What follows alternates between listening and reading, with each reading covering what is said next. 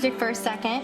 When you guys are at the nose part of your mask, make sure you are spreading out the seam that you enclosed over here. And this just helps keep your mask flat. So you can see here that I opened it up, and I also opened it up at the back side here as well.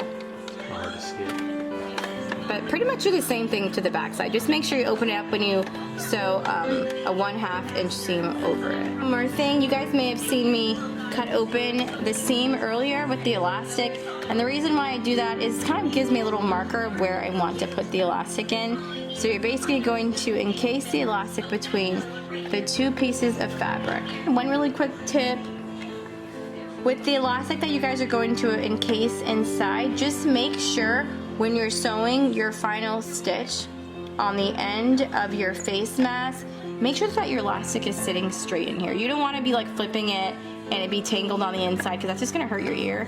So just make sure when you sew it, everything is straight.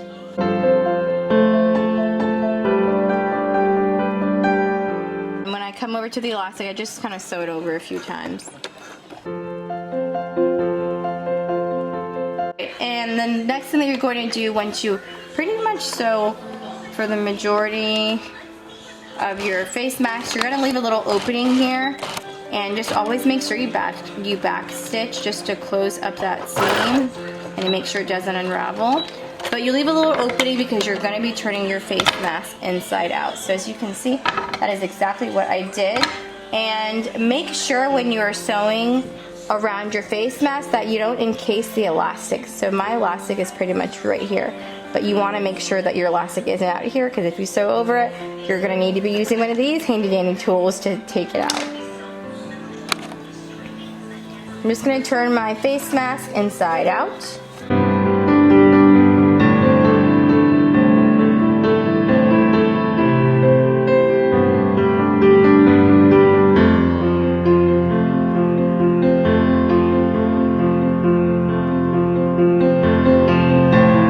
Next week I am going to be doing a face mask tutorial that I'm not going to sew. So with anybody who doesn't have a sewing machine, I plan on doing that. So I think that'd be really fun. So definitely be on the lookout for that.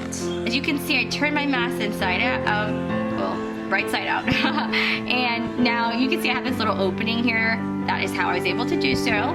So you want to make sure you leave a big enough opening so you're able to close out the mask. And then I'm going to bring it over to my sewing machine and just sew a straight stitch all around the mask just to secure it.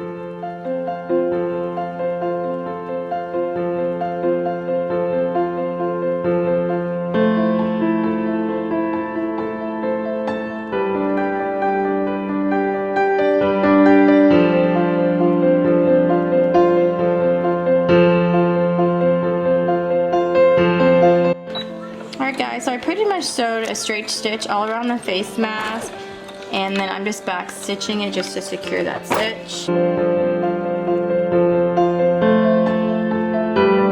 It's ready to mask! You've made it to the end of this tutorial. Guys, thank you so much for watching this DIY face mask tutorial. And I just want to mention, these are not medical grade masks. There's no filter, but if this is all you have in your area and you can't get access to a medical grade mask, this is going to be really great and just giving you sunburn protection. And honestly, any protection is better than none. And that's in all cases of life, okay? I definitely hope you guys enjoyed this video. Give it a thumbs up if you enjoyed it and want to see more videos like this in the future. And hope you guys stay safe and healthy. Definitely be sure to subscribe. If there are any of you guys that don't have a sewing machine and you're like, I want to make one, I'm going to be putting out another video, so be sure to be on the lookout for that. But I hope you guys enjoyed this video and you have a good weekend. So, bye! Hi guys, we're making a mask like this because we're just cutting it. We really know how to make a mask, and we're just gonna do like that. And a little PSA, basically, just grab it. You do it.